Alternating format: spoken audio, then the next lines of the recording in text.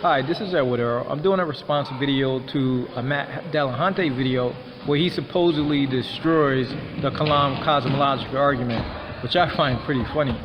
So anyway, I'm going to go ahead and play the video, and then I'll do the response.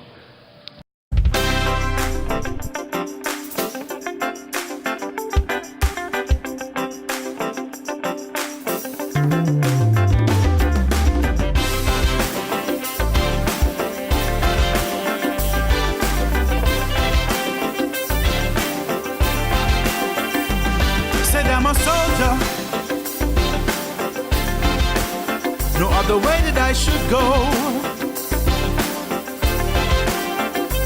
And I hope you feel me, yeah. No, I'm not putting on a show. Bring it down. I got my helmet of salvation on top my head. On top my head, yes, it's on top my head. And the shield of faith from the blood that he shed.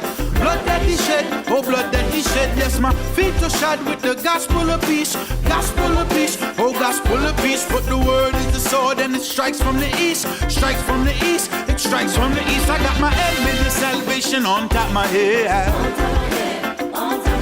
And the shield of faith from the blood that he shed. Yes, my feet are shod with the gospel of peace. And my feet are shod with the gospel of peace. But the word is my sword and it strikes from the east. Oh yeah, oh yeah, oh yeah. Said I am a soldier. Matt Dillahunty destroys the kalam cosmological argument with Robert Stanley on the Right to Reason podcast.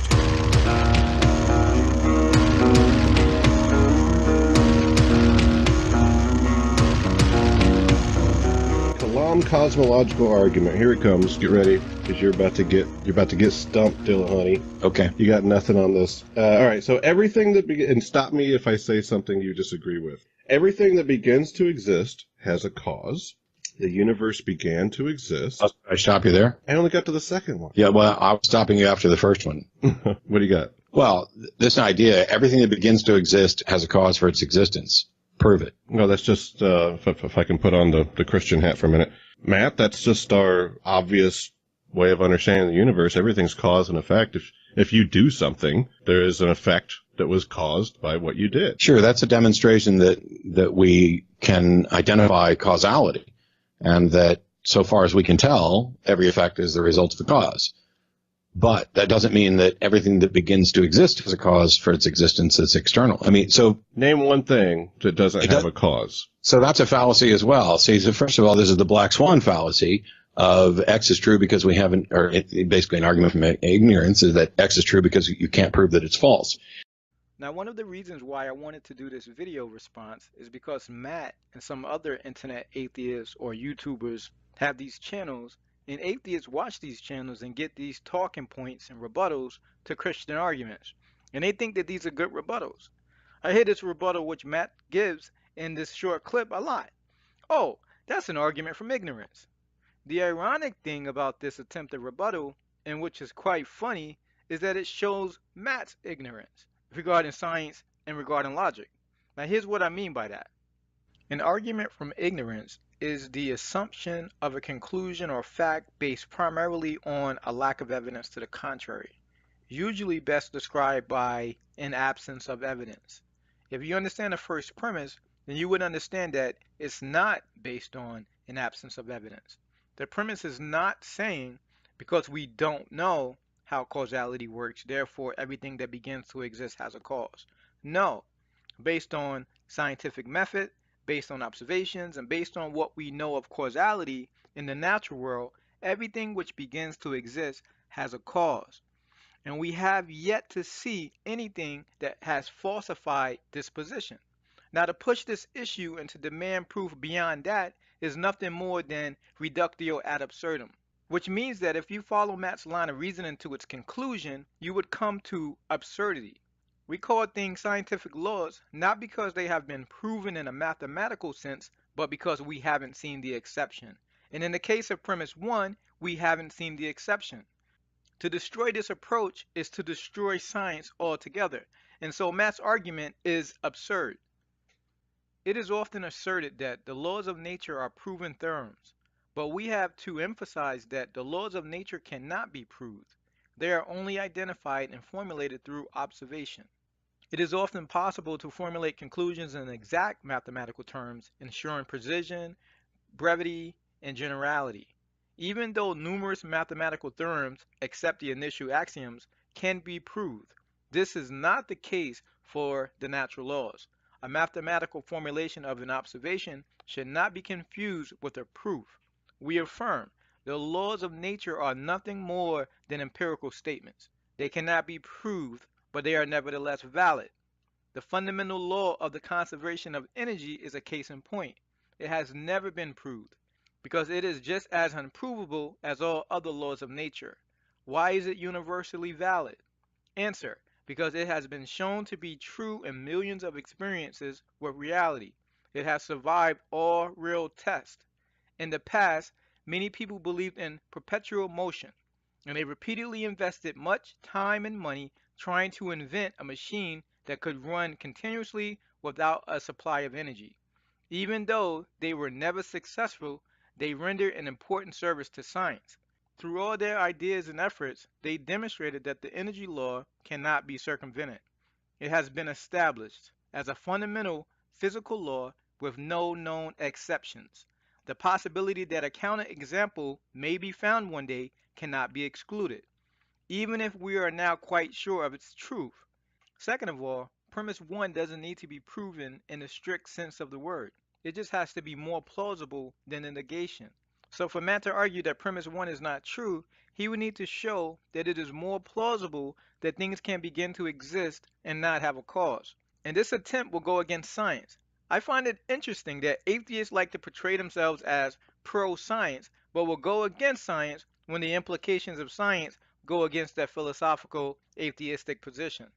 But let's look at the actual argument. The cosmological arguments used to begin with everything has a cause for its existence. And then people would say, well, then God must have a cause for its existence.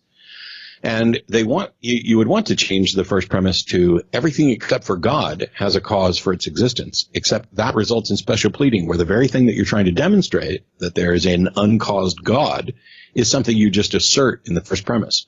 So in this second part, Matt goes out in left field and actually creates a couple of straw men, which he defeats pretty easily.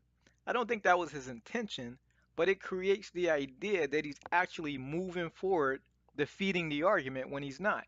It's essentially a red herring which distracts from his failure to actually debunk the argument. So in order to disguise that, they say everything that begins to exist has a cause for its existence. And, as Dan Barker's pointed out, that divides the universe, that divides reality into two categories: things that began to exist and things that did not begin to exist. We have I can point to nothing that fits that second category. Nothing. I'm not aware of anything that did not begin to exist. It may be the case. Wait. What are the two categories again? Things that began to exist and things that did not begin to exist. This seems to be an argument from incredulity. I can't imagine there being anything that didn't begin to exist. So what if Matt can't imagine anything that didn't begin to exist? Second, this is another red herring because the argument doesn't even refer to things that didn't begin to exist, but only things that did begin to exist. So that second category of things that did not begin to exist, first of all, it can't be an empty set. It can't be, there has to be something in that set, otherwise it's irrelevant. Why would you talk about an empty set? The other thing is, God can't be the only thing that's in that empty set. Otherwise, things that did not begin to exist is synonymous with God, which makes the first premise of the argument become all things except God have a cause, which makes it ultimately circular in that case. We're probably about halfway through the clip, and Matt is still trying to build a straw man. The cosmological argument has theological implications, but the premises and conclusion say nothing of God. So Matt is confusing the implications of the argument with the argument itself. He's inserting God into the premises, which is another straw man argument. Is it fair to call that devil's advocate if I'm being on Jesus' side whenever I'm trying to argue the point? I don't know if that term applies to Jesus' advocate. I don't know. But playing devil's advocate, if... Well, the thing is, and I'll let you play devil's advocate, but the thing for clarity is this: the argument's now dead. An argument with a premise that is flawed is useless. Because if the premise is flawed, nothing about the argument can lead you to any conclusion. An argument in structure is valid if true premises lead to true conclusions. But when we're assessing the soundness of something, if there's a flaw in a premise, your argument is demolished. It doesn't mean that you're wrong. It just means that there's no point in continuing with the argument. Wait, it's over? It's done?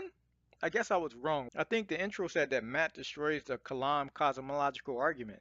If that was an example of Matt destroying the cosmological argument, then I totally understand why William Lane Craig won't debate this guy. What a joke of a rebuttal. Okay, folks, I'm done. Please subscribe to hear more content. Said I'm a soldier.